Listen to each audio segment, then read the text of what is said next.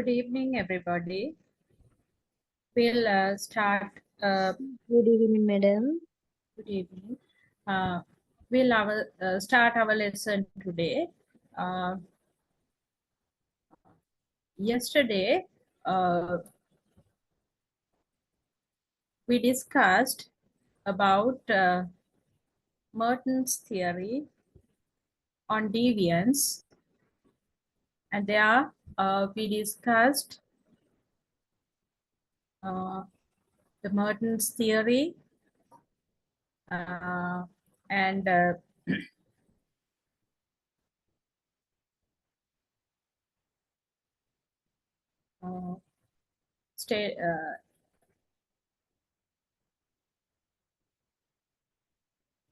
Robert K. Merton and the theory of anomy or deviance. Then we discussed about this strain theory and individuals facing the state of anomy and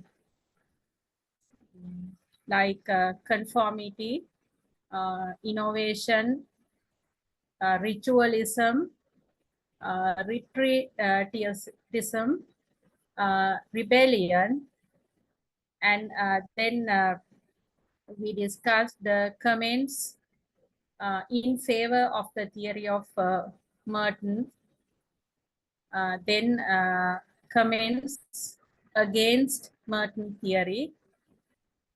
Then we discussed manifest functions and latent functions. Then the distinction between latent and manifest functions. Then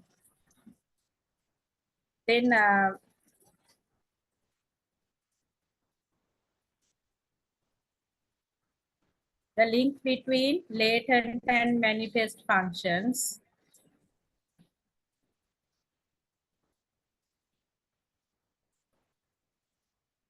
Then I think we can start with the concept of dysfunction. Dysfunction in any society acts negatively to the functioning of working of that society. It's a negative effect on the normal happenings of the society.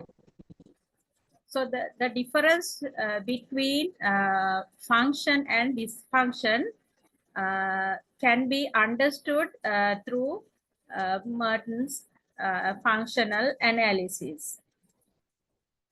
And Merton makes a distinction between functions and dysfunctions depending upon their consequences.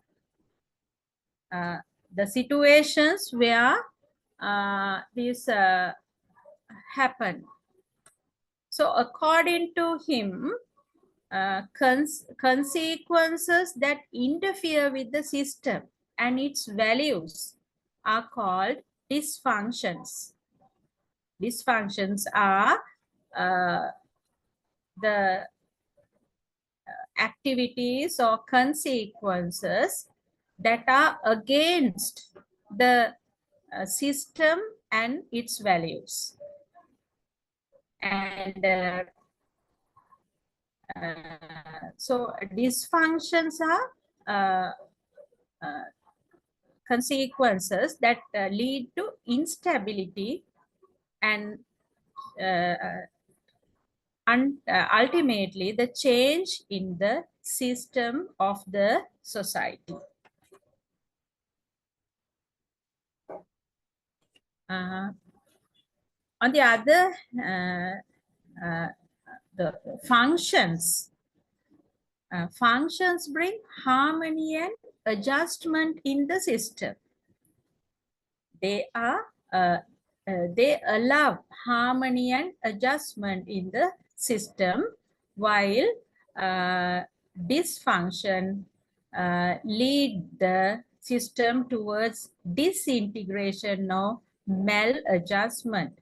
Disadjustment or dysfunctions causes the disintegration or maladjustment in a system. So systems often get uh, these two aspects, functional and dysfunctional consequences. Now, for example, uh,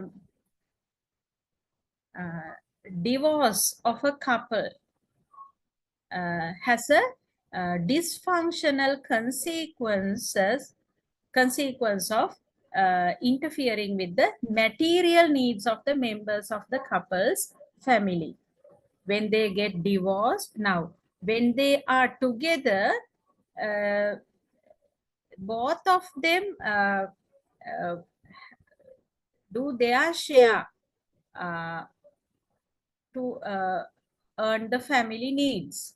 But when they get divorced, they face a problem of acquiring the material needs for the members of the family. And it can also have a functional consequence of preventing violence in the family.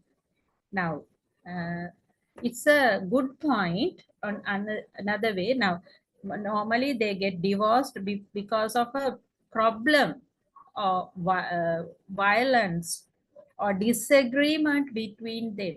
So when they get divorced, the violence or quarrels in the family stops. So that is a functional consequence. And on the other hand, that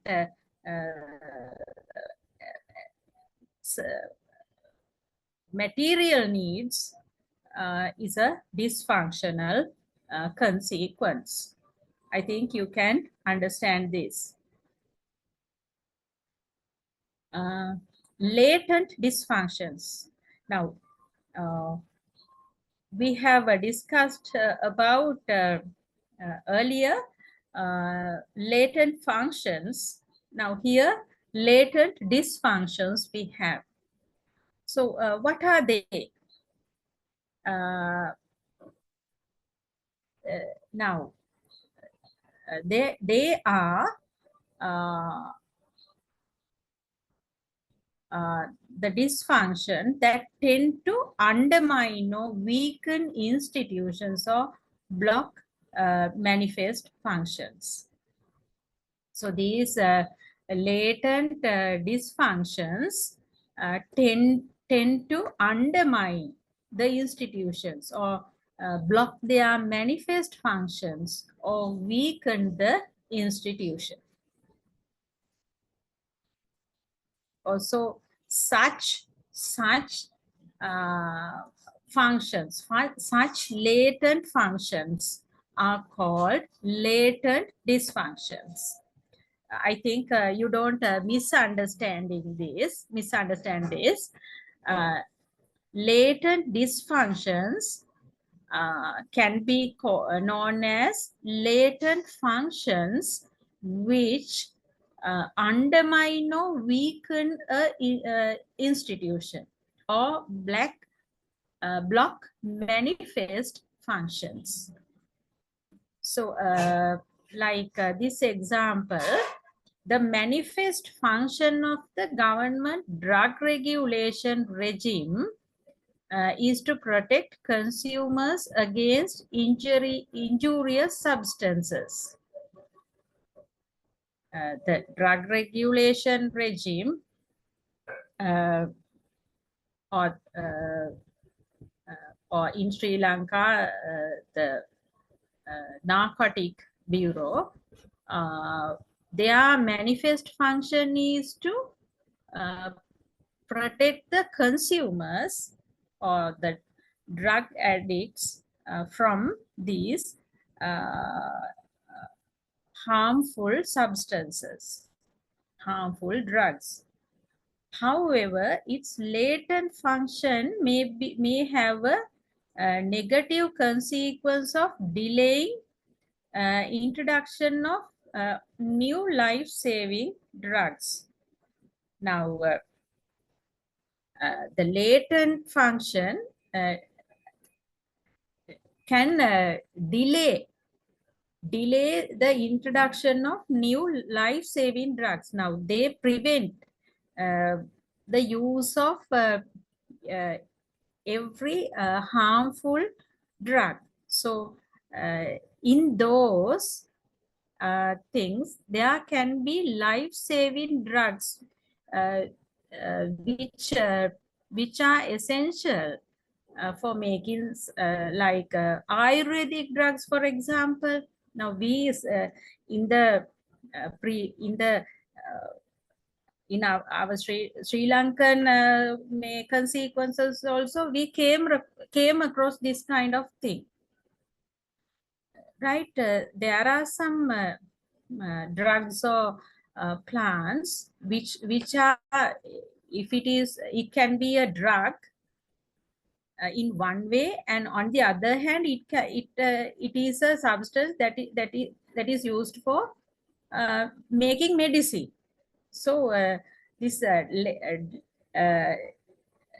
so when banning of these substances can be a negative consequence of finding new life-saving drugs. So this latent function is dysfunctional for social system. Different perception of the consequence of the function. The same function may come to be associated with different perceptions and consequence. In a system, the same function can be defined or perceived in a different way. In other words, the same function may be perceived to have both positive and negative consequences. One part of the system may judge this function as a dysfunctional, while the other part may see it as functional. Now that's what it says. The same functional, one kind of people think as function, other part may think it as a dysfunction. Now look at this example. Prevalence of certain superstitions may be functional for the uneducated people in a society. Certain superstitions, wrong perceptions, but for science educated youth, superstitions are dysfunctional. They are not helpful for the uplifting of the society. So see those two categories of people perceive the same thing. Similarly, rain is functional for farmers who need water for irrigation, but for cricket lovers, it will be dysfunctional if it leads to match cancellation. See, these are some easy to understand. Now you can understand these things easily, right? Now, there are people, there are farmers who need water for their crops, but when rain comes, it's a functional thing, good thing for them, for their work. But for cricket lovers, now if if a rain comes and a match gets cancelled, that is a dysfunction. Dysfunctional. So what is functional for a particular group under certain circumstances may be dysfunctional for the same group under another circumstances. See, same rain. If you get rain now in the hotter days, now previously we experienced now the, the climate is very hot, so unbearable.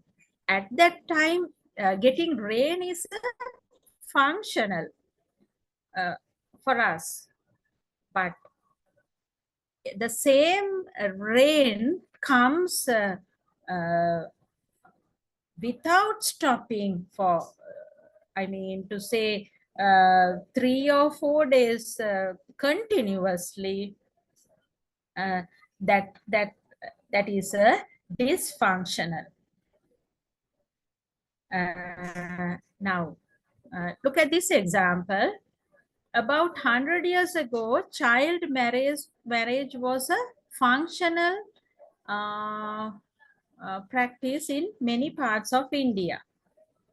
But today it is considered dysfunctional all over India.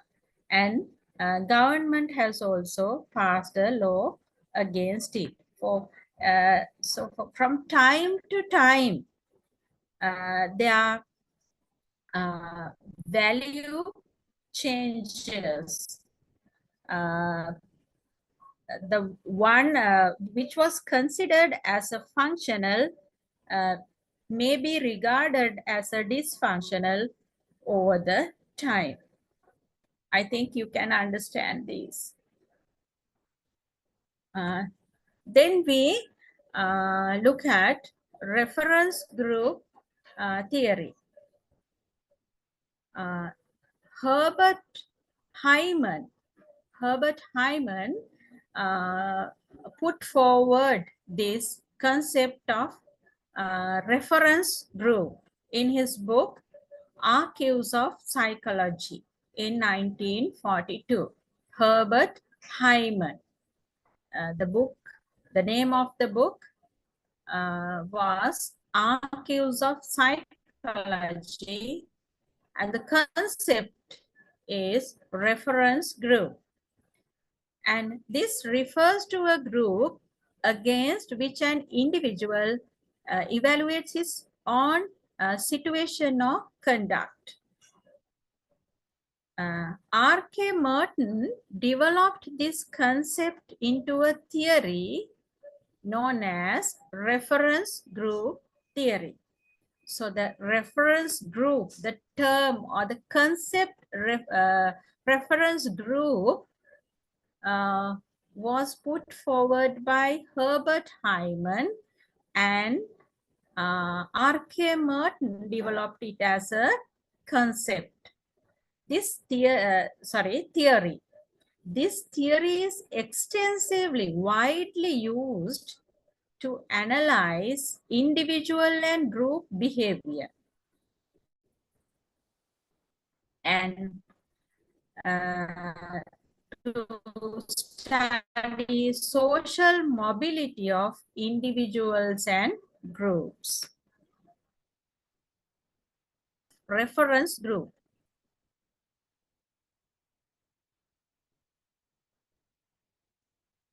Now, according to R.K. Merton, this reference group theory aims to systematize the determination and consequences of those processes of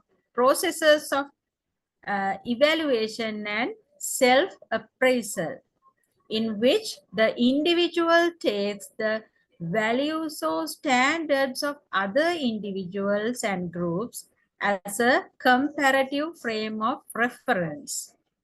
Now, that means some kind of the individuals get some kind of reference from their some kind of groups or some other individuals. They now you can see this in youth or the teenagers. They try to imitate some other person or the certain conducts of peer groups. So this is called the reference, the concept of reference group.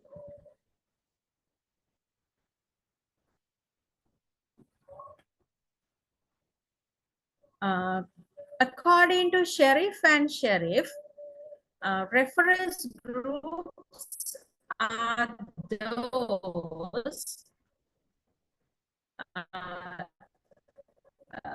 groups with which an individual relates himself as a himself psychology. According to these two persons, Sharif and Sharif, it is a reference group is a group that where an individual likes to relate or himself as a part. He likes to be a member of that group, member of that reference group, and he likes to identify himself psychology in that group. So Ogburn and Nimkoff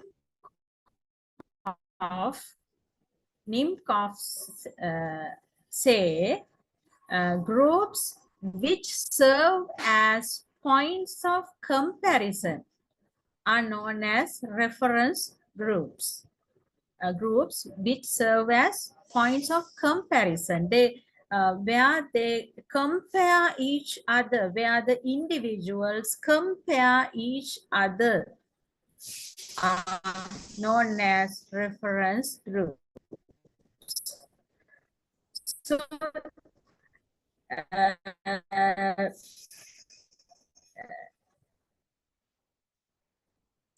so from these groups, we get our values, and we try to get the group approval for our actions.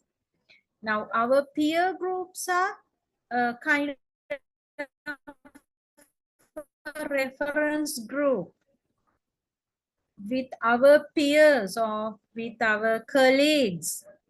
We are kind of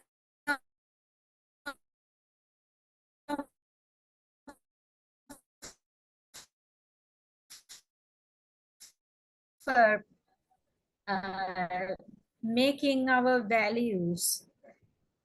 We value what they value. We tend to value what they value. Get the fashions that they have, feels they see, we watch those and kind of things. We like to imitate them, kind of. So a reference group is judgments. We like, when we make judgments, we get their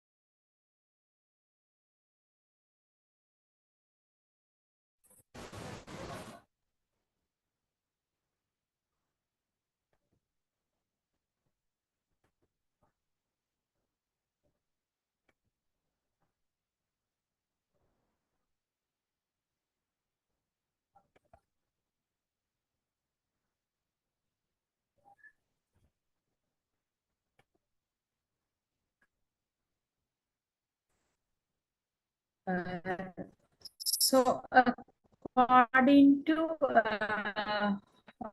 Horton and Hunt, a reference group is a group to which we refer when making judgments.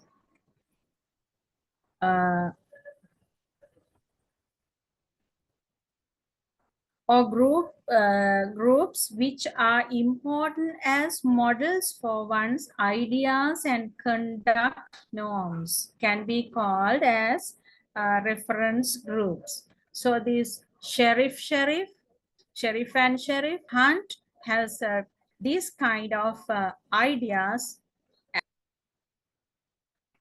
John J. Marcianis says a reference group is a social group that serves as a point of reference in making evaluations and decisions. It's a group that helps us as a reference in making evaluations and decisions. When making decisions or when making evaluations,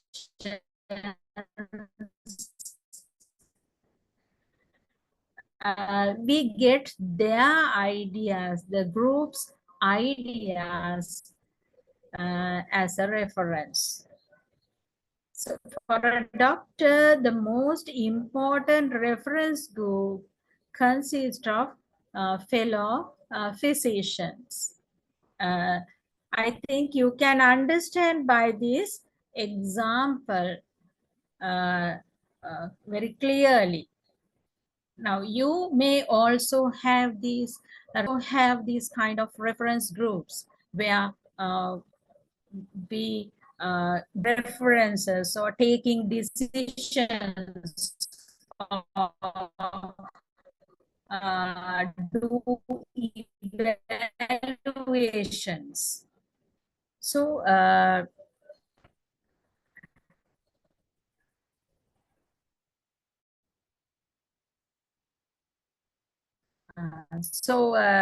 doctor would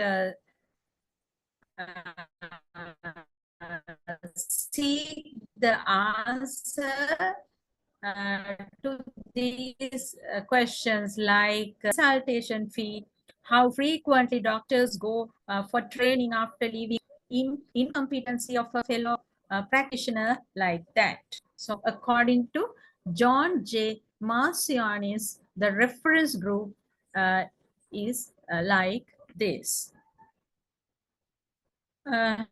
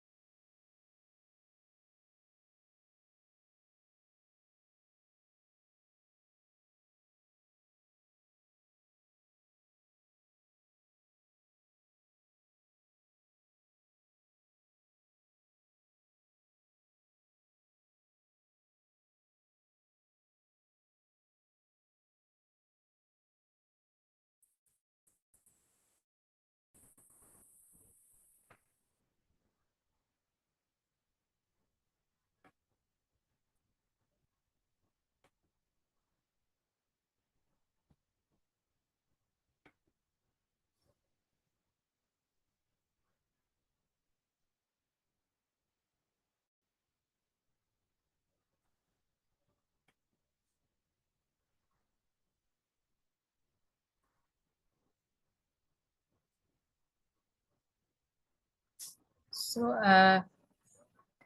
Groups of which a person is not a member may also act as reference groups to him. We'll see how this happens. An individual who is not a member of a certain group, but that group acts as a reference group to him. Now, this Merton's reference group theory deals with both types of reference groups and non-membership groups. Now, here, any person active in any situation may be influenced not only by his membership group, but also by other groups which he is not a member. Now, that is clear, I think. We get our society, right? Now, we get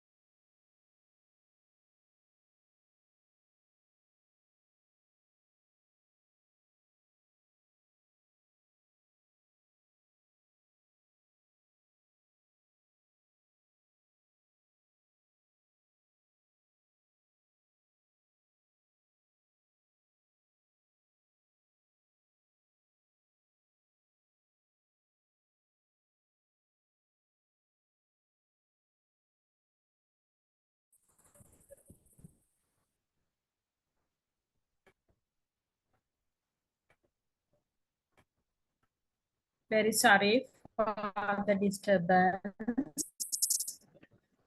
Now, I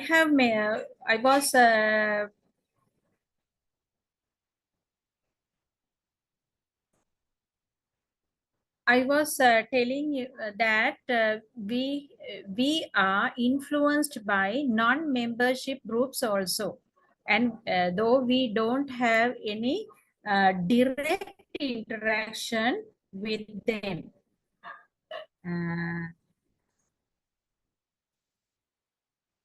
And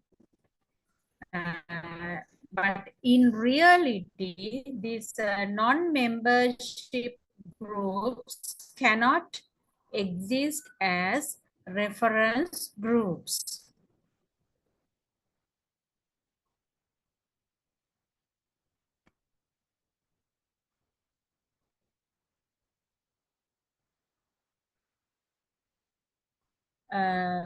But these non-reference groups are treated as reference groups because they have the ability to exert influence on a person. For example, a young child,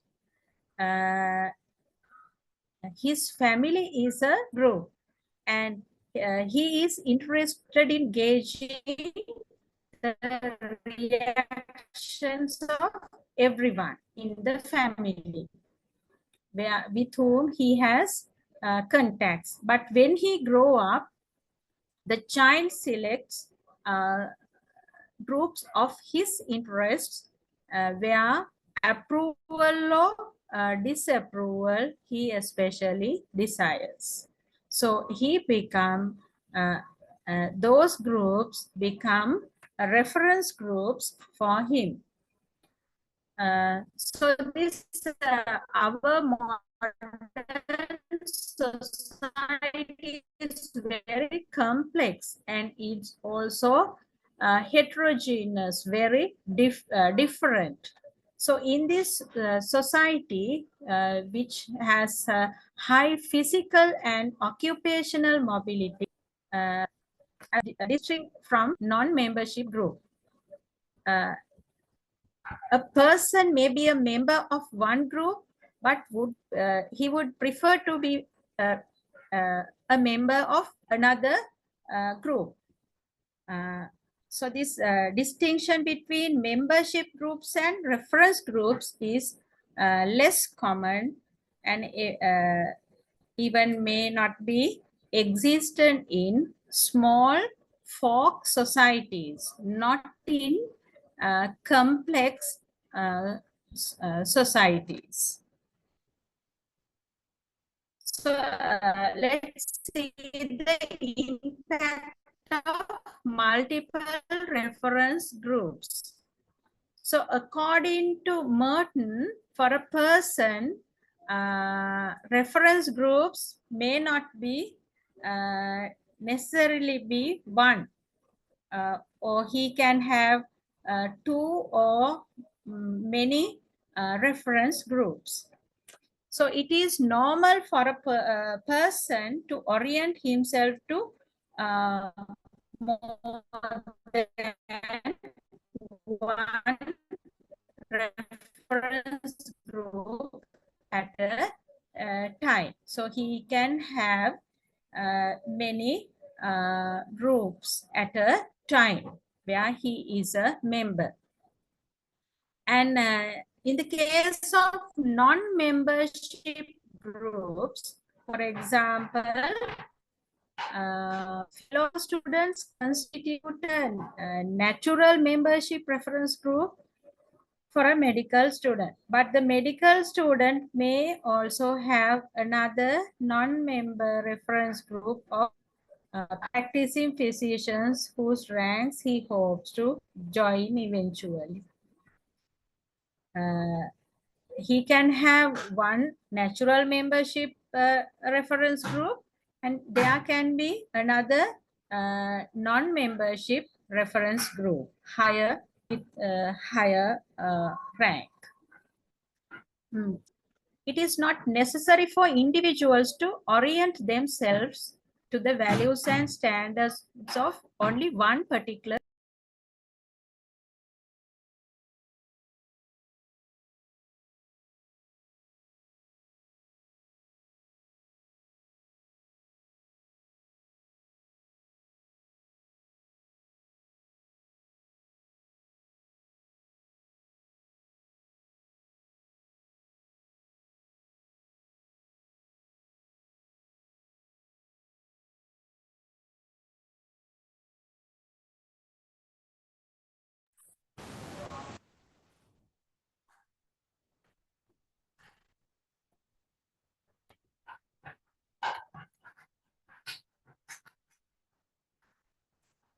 So we don't need to be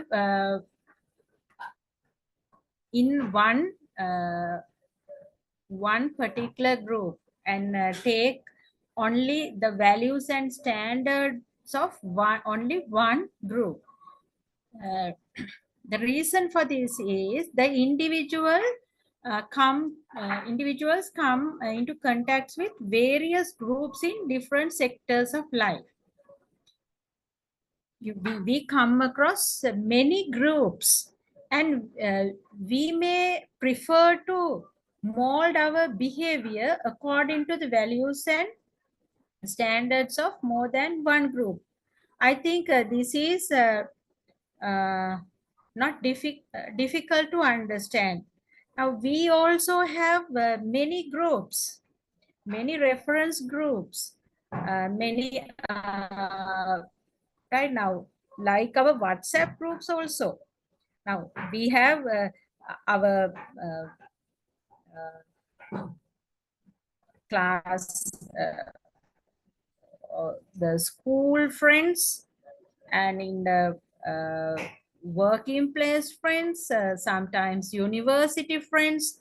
Likewise, we also have different kinds of groups. So from each of them, we want to get different things. And we like to be with all these groups because we get different things from each group.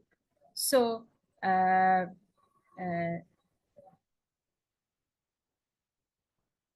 uh, they look at this example. They may look to one reference group in the film world, another in sport, and yet another in politics. Likewise, according to our choices and our likes and dislikes, we can have these reference groups.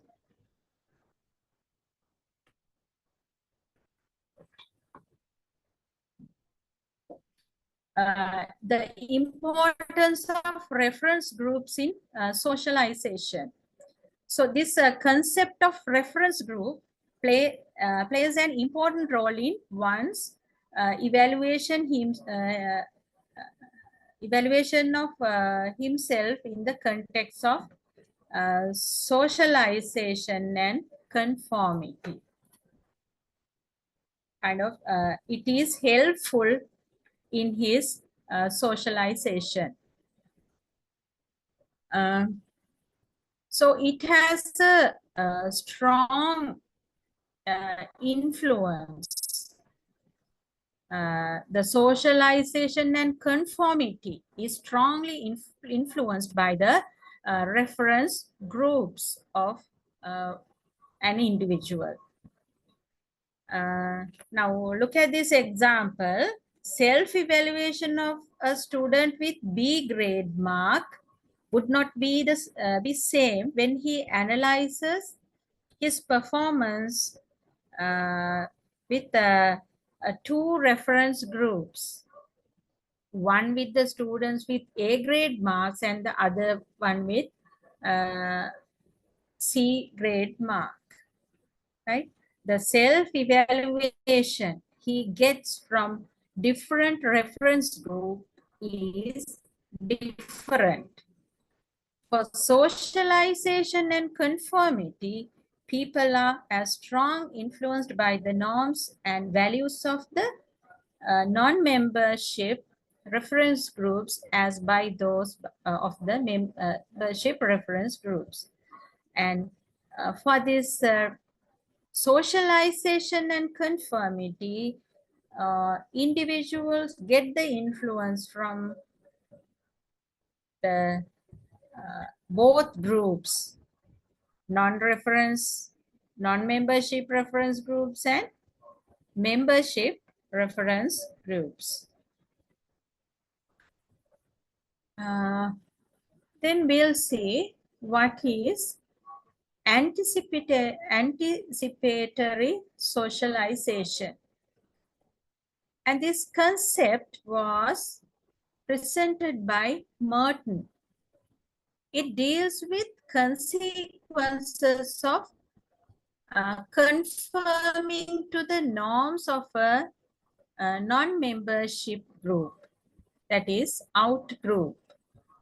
Now, anticipatory socialization is to deal with the norms of a non-membership group.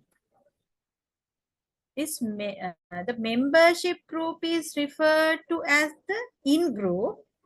Non-membership group is out-group. Out-group, in-group. So out-group adherence to the norms of an out group is anticipatory socialization. What is anticipated by them? So these two important consequences uh, are expected to result from anticipatory socialization. They are the first thing is the individual increasingly inclines towards anticipatory socialization. He incurs the hostility of his in-group, and this may compel the individual to develop increasing conformity to the out group. Now,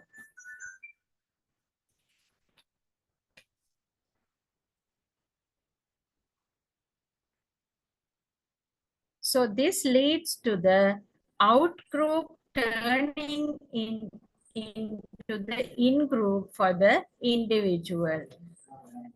Now, due, now due to this anticipatory socialization, individual compelled to be with the to be confirmed to the out group, and the out group becomes a in group for that individual. Secondly, greater rewards are offered for conformity to group members to keep them in the group and to maintain the structure of authority in the group. The first one, kind of helping to leave the group. Second one, supports members to be in the group, and there is a kind of authority in that group. So these two things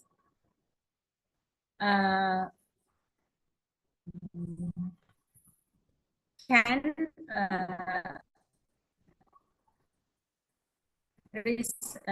can come out from anticipatory socialization. So then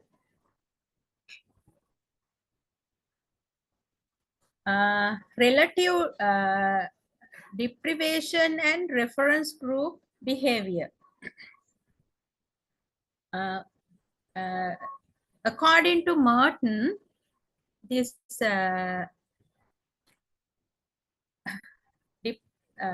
deprivation was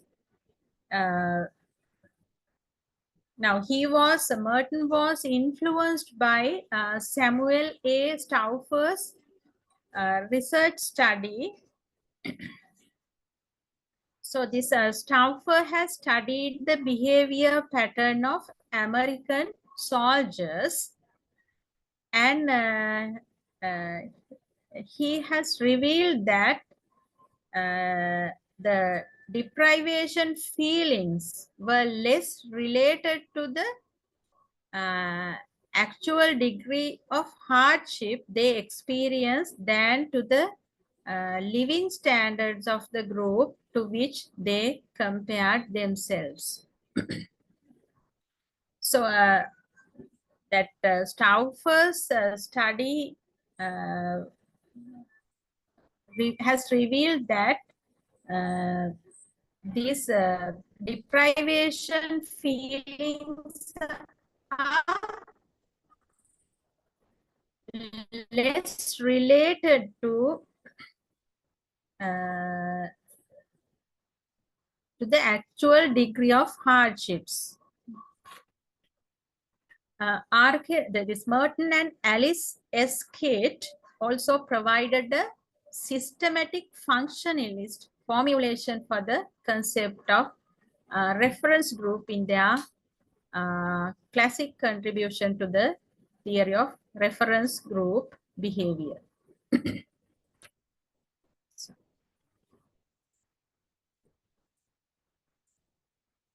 Stauffer's research. Samuel Stauffer conducted a research on reference group dynamics during the Second World War. In that research, soldiers were asked to rate their own or a fellow competent soldiers' chances of promotion in their own army unit. So here, the soldiers have measured themselves differently with respect to different groups. Now, as an example, soldiers having assignments with low promotion rates did not expect people around them making more progress than themselves. So, those who got lower promotion rates, they did not have much expectation about making progress of their peers. So although they had not been promoted, they did not feel deprived compared to the soldiers in units with a higher promotion rate. So they did not feel deprived or get upset though they had not been promoted. However, the soldiers easily recalled the people who had been promoted sooner or more often than themselves. Now, they compared. Now, firstly, they did not regard soldiers in the units of higher promotion rate gets promoted and thyself not promoted, but in the case where the people who had promoted sooner or more often than themselves, when such a thing happened, they were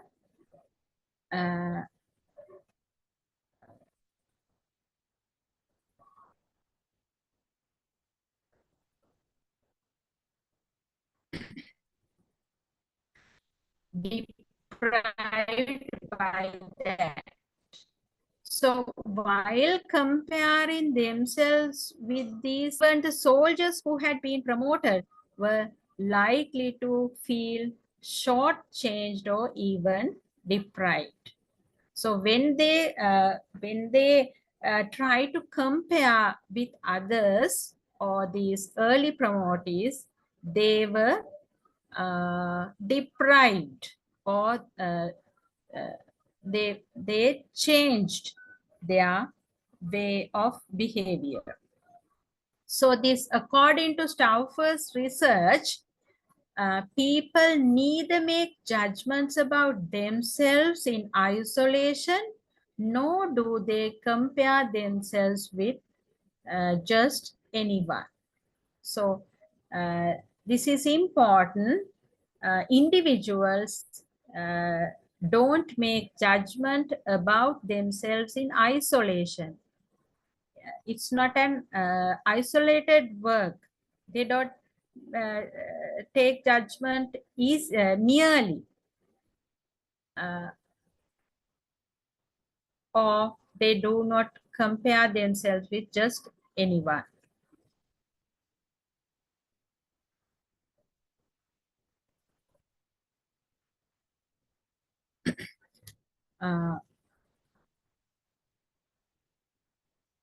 Then taking into consideration that one's real situation, one tends to form a subjective uh, sense of one's well-being by looking at oneself in relation to specific reference groups.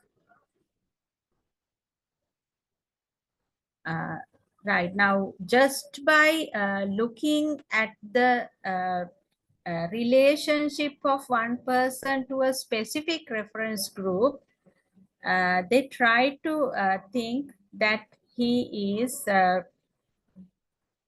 of a good, he is okay, quite okay. For example, a man with a motorbike can feel relatively disadvantaged in comparison to his friends owning cars, as can the man with only one air-conditioned car in comparison to his neighbor with two air-conditioned cars. So this group incident happens that way. Uh, we tend to evaluate individuals according to their groups, the face value of the things.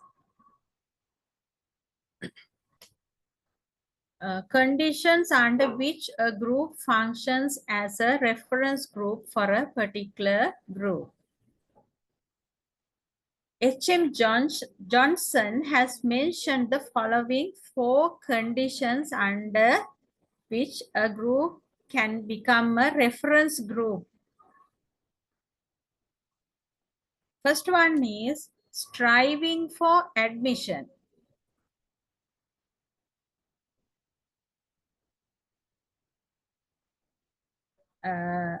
Now, striving for admission, that means some or many members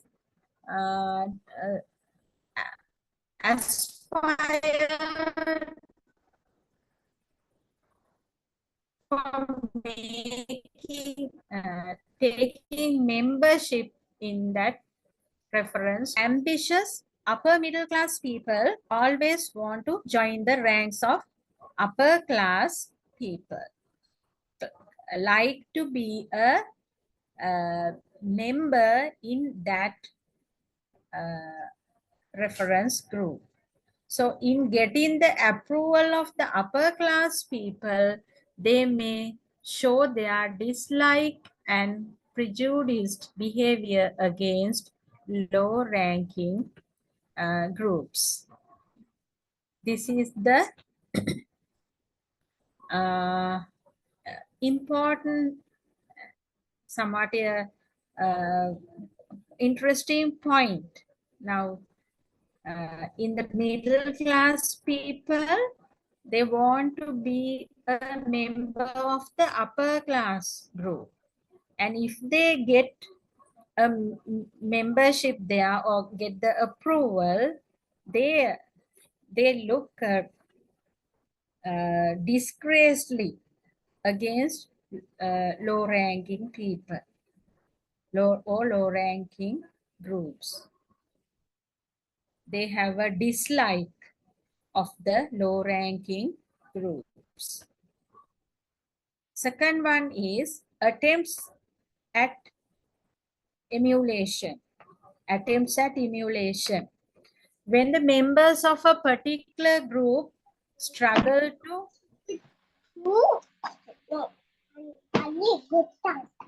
excuse me. Excuse me. Can you mute your mic? Yes, thank you. Attempts at emulation, when the members of a particular group struggle to imitate the members of the reference group or try to make their group, at least in some respects, appear like the reference group. when the members of a particular group struggles to imitate the members of the struggling, thriving to imitate the members of the reference group, at least like the reference group. For example, economically backward people who suffer from a sense of inferiority are found to be emulating the styles of middle class people to feel equal to them, at least in some respects. So I think you can understand this. Right now, they want to earn the recognition in the societal level by at least emulating certain kind of behavior patterns or styles of the recognized groups. That is, attempts at emulation. That is, struggling to imitate the members of the reference group. Then conferral of superiority. Conferral of superiority. That is when the members of the particular group derive some satisfaction from being distinct in comparison to the reference group in some aspects. Superiority derive some, they have some satisfaction from being distinct in a upper level than the reference group in some aspects. So they may try to maintain the difference between the two groups or between themselves and the members of the reference group. Some kind of superiority. Due to that, they like to be in that upper level and have a distinction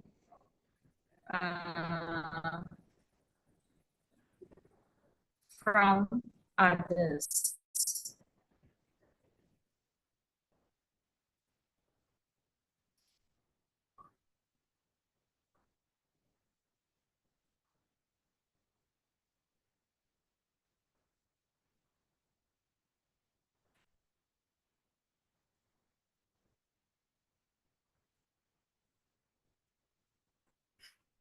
Then we come to another topic, social interaction in the classroom.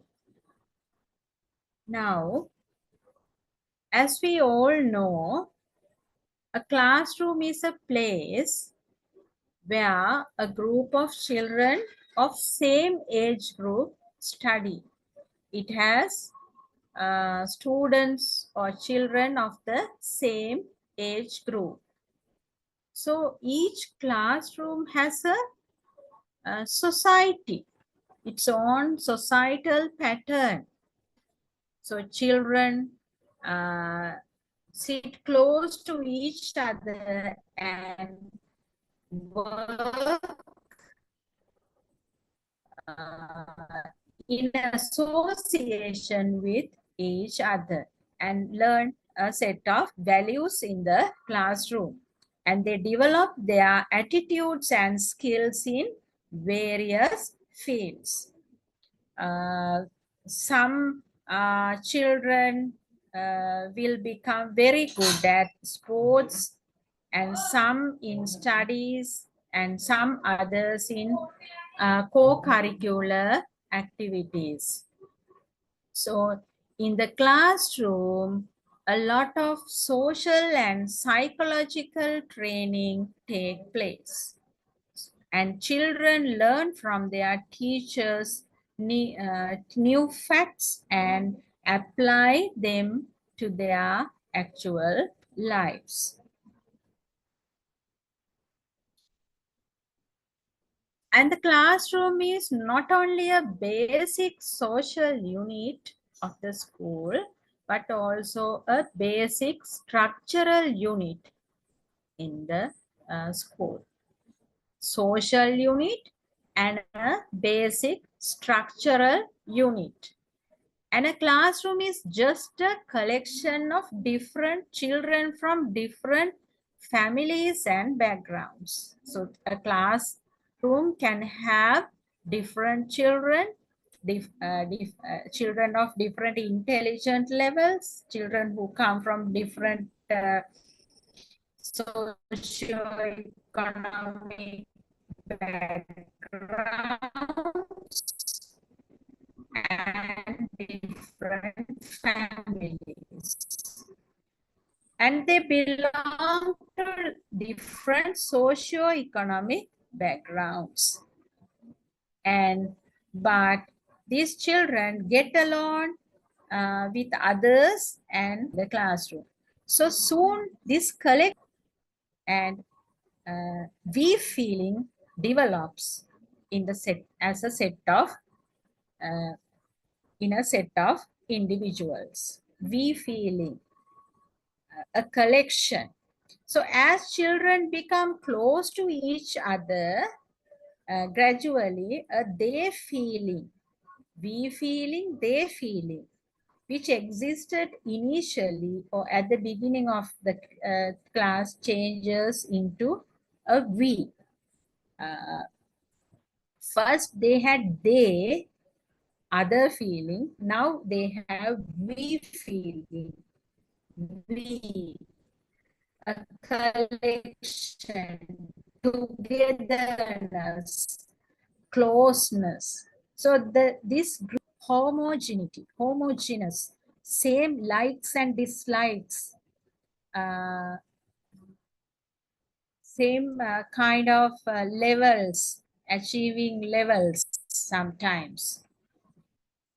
So according to Charles Cooley, there are two broad categories of groups as primary and secondary. So, there are 5 characteristics which qualify a group.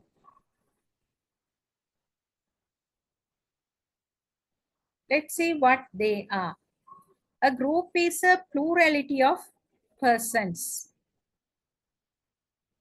There are so many people. There's a vast change in them. There is a face-to-face relationship of its purpose. Face-to-face relationship. The members have a common goal or purpose. They have a common things.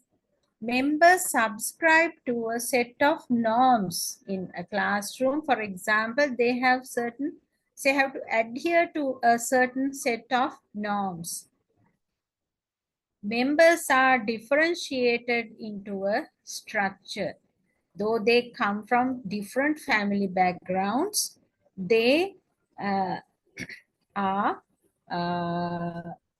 changed into a certain kind of structure.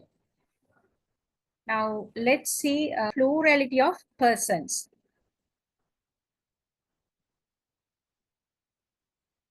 Oh, a group can have more than 2 members.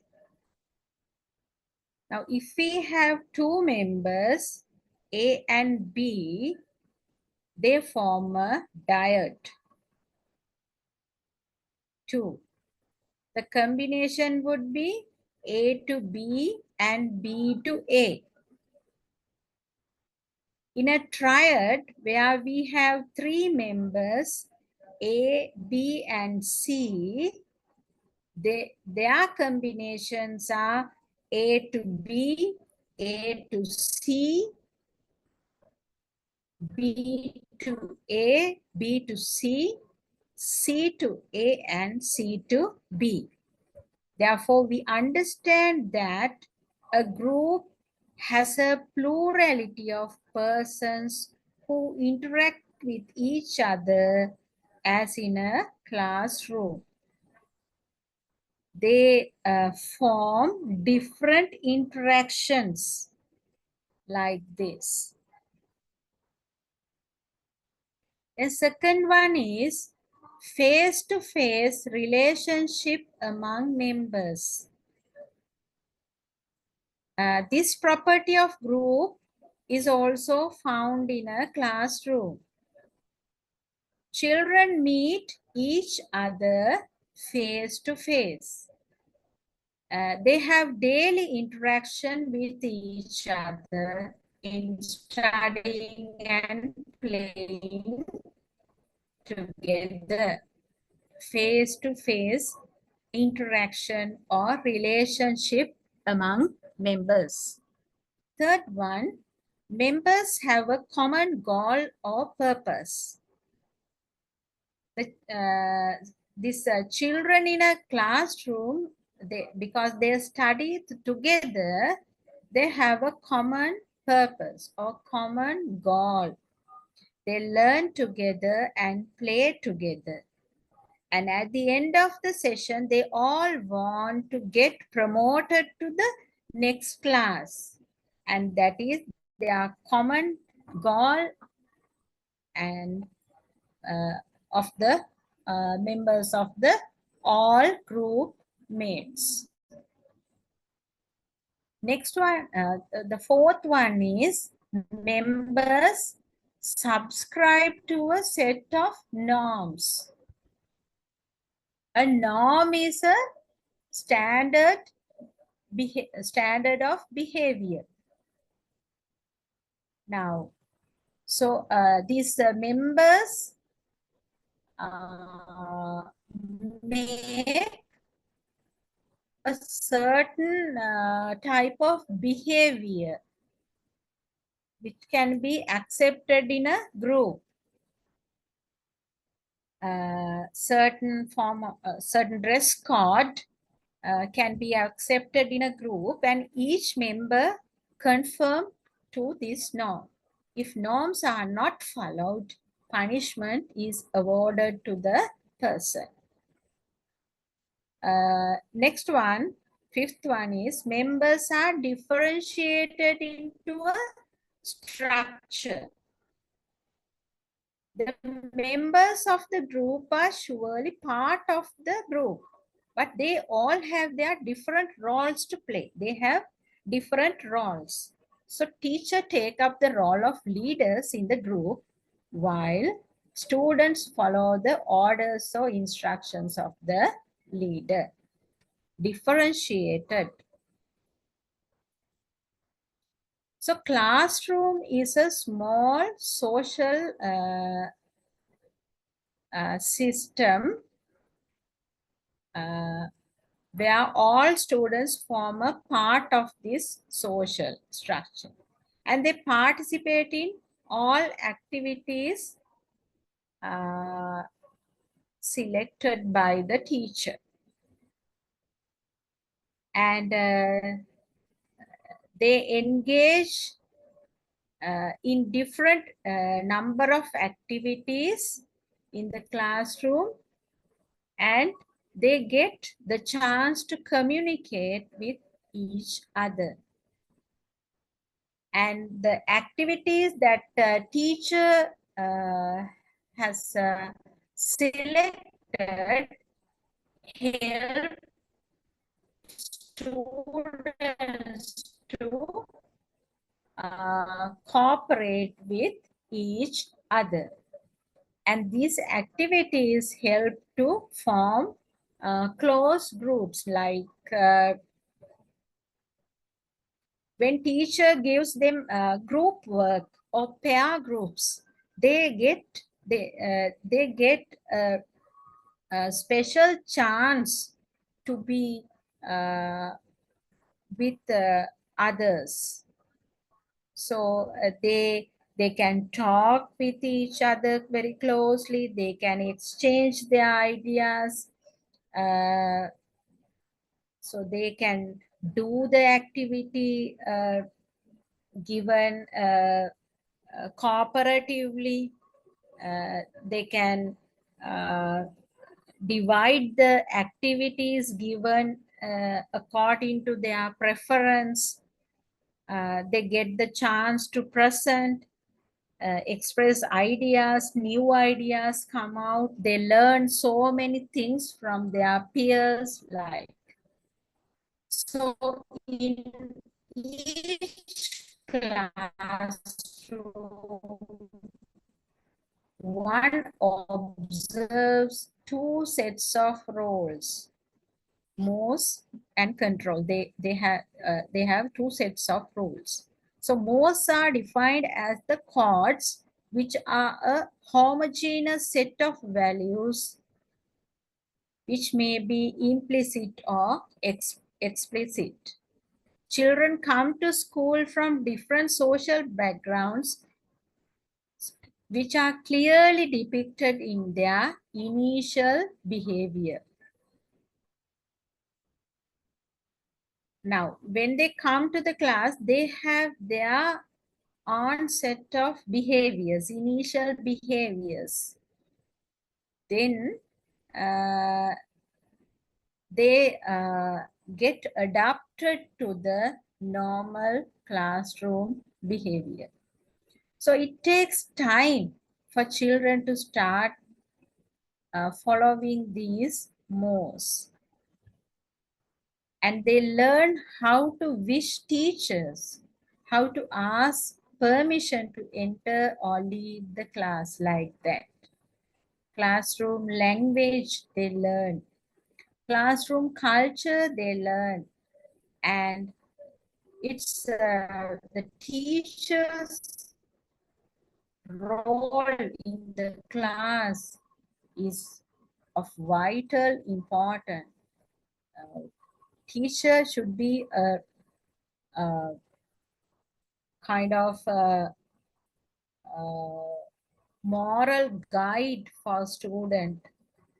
She or he should be should have an exemplary behavior, because children follow her.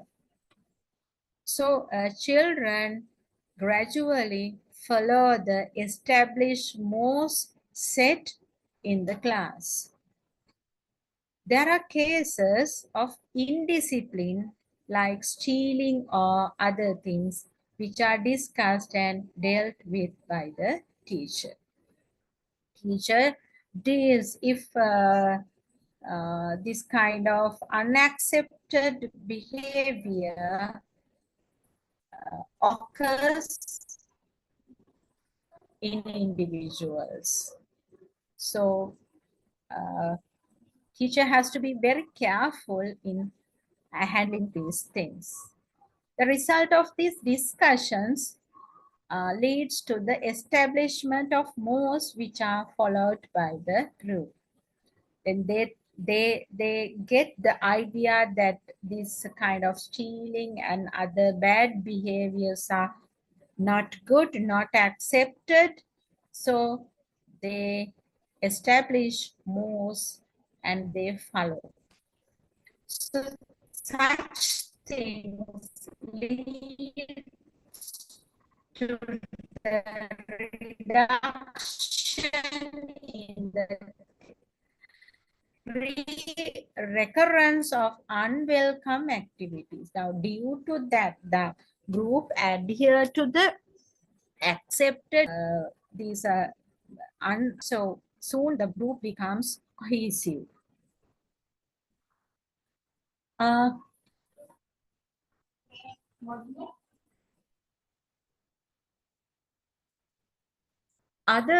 the other rules which are to be followed are called controls.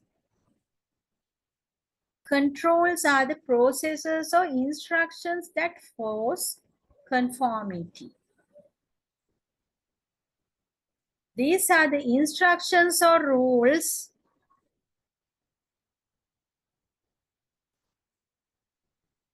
set by the teachers which have to be followed by students out.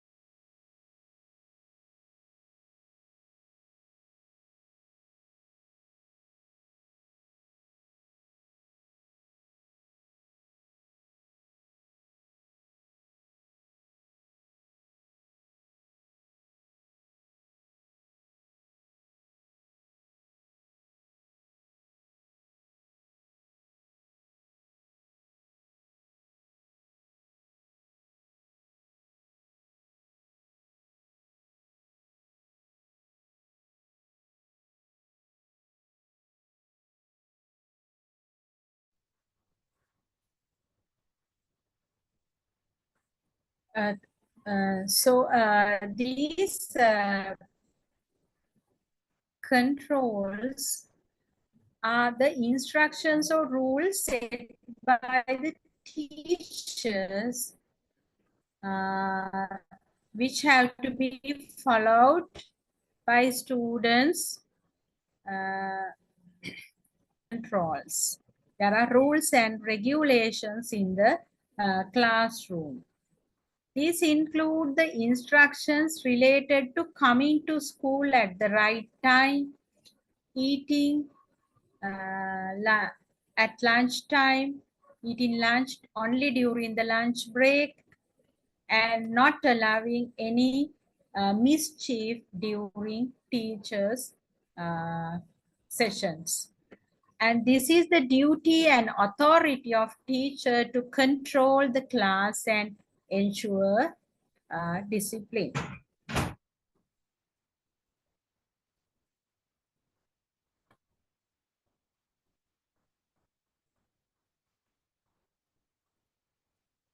And the teacher has to take care of the very shy and quiet children and also over aggressive ones. There are such children. So teacher has to take many measures to understand them and to control their behavior.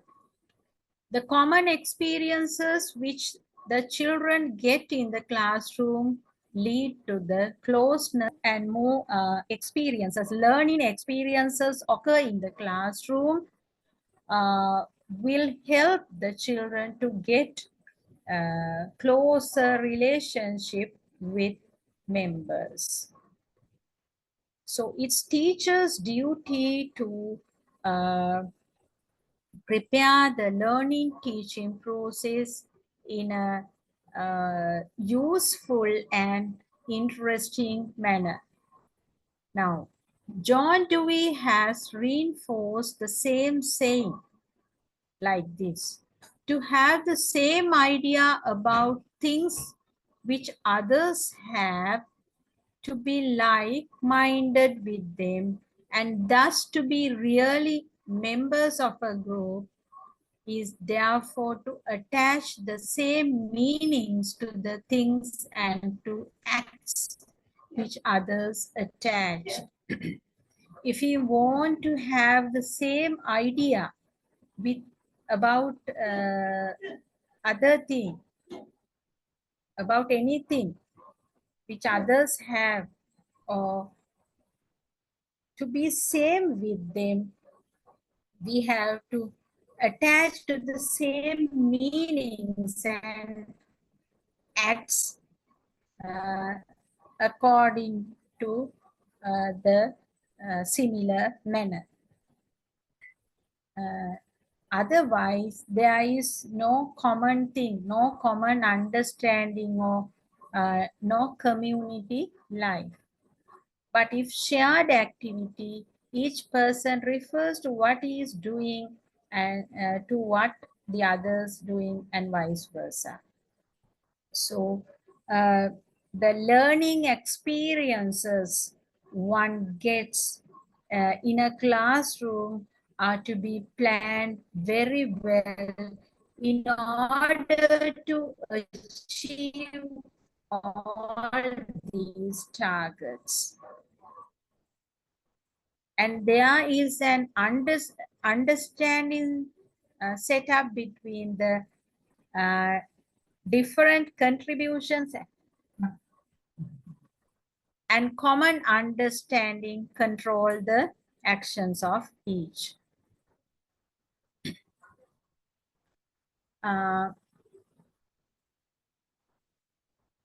Right. Now we'll go through what we have discussed so far.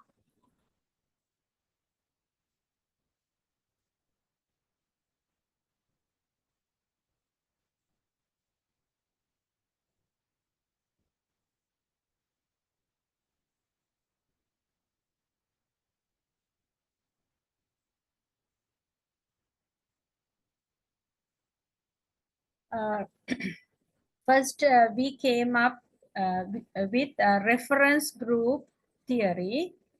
The reference group concept was put forward by Herbert Hyman, and the reference group theory was developed by Merton.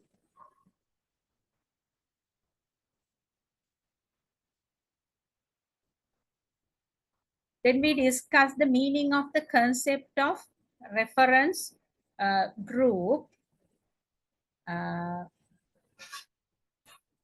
Reference group is a group where the individual takes the values or standards of other individuals and groups as a comparative frame of reference. Sheriff and Sheriff, Ogburn and Nimkoff, Horton and Hunt have their own definitions of reference group.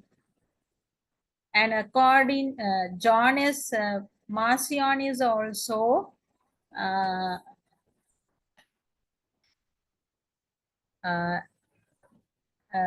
has his definition on reference group. Then we discussed about the membership and non-membership groups, which play the role of reference groups.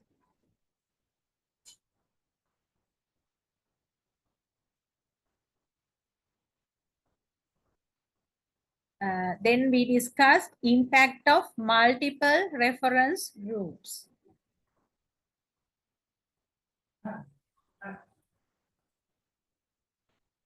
Then we discussed about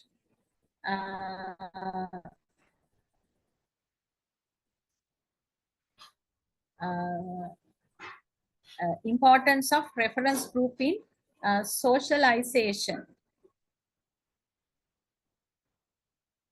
Then we discussed the concept of anticipatory socialization and the relative deprivation and reference group behavior. Stauffer's research on reference group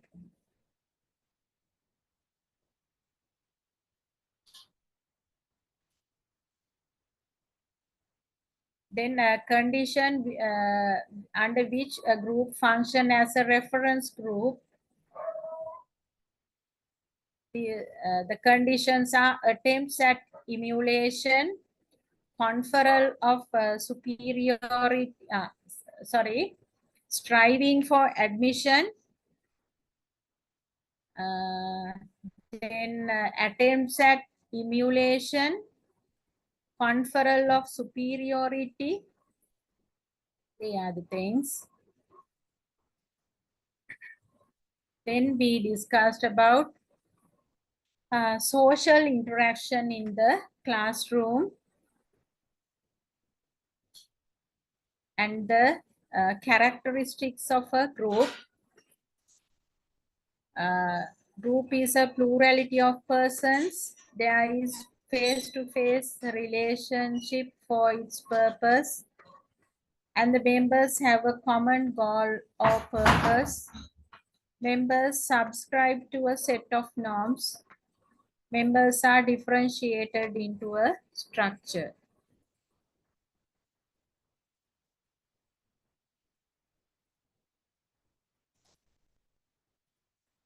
So these are the things we have discussed. Sorry, we had many disturbances during the lecture. Do you have any clarifications, children, regarding anything? How many are here? 5. Repeat. Yes?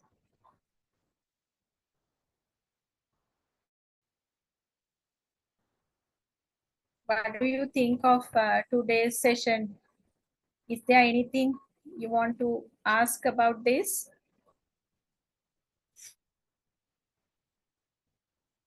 No, ma'am.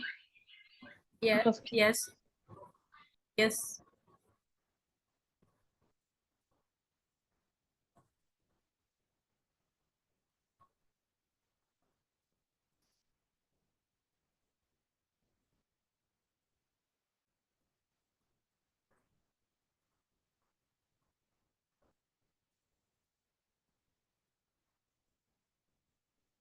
Ms. Ravindika?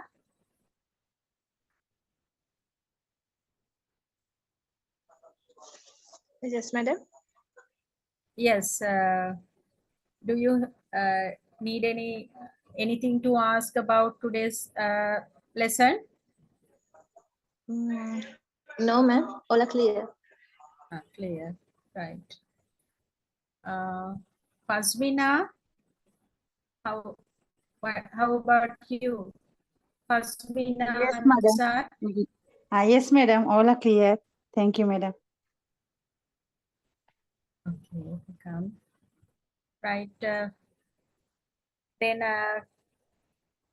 I think it's time to wind up the session. Hope that you would discuss more about the facts you learned today, and be thorough at these the themes we discussed in these lessons, and hope to meet you soon. Then goodbye all. Thank you, madam. Thank you, madam. Good night. Good night. Good night. Good night. Thank you, madam. Good night. Good night.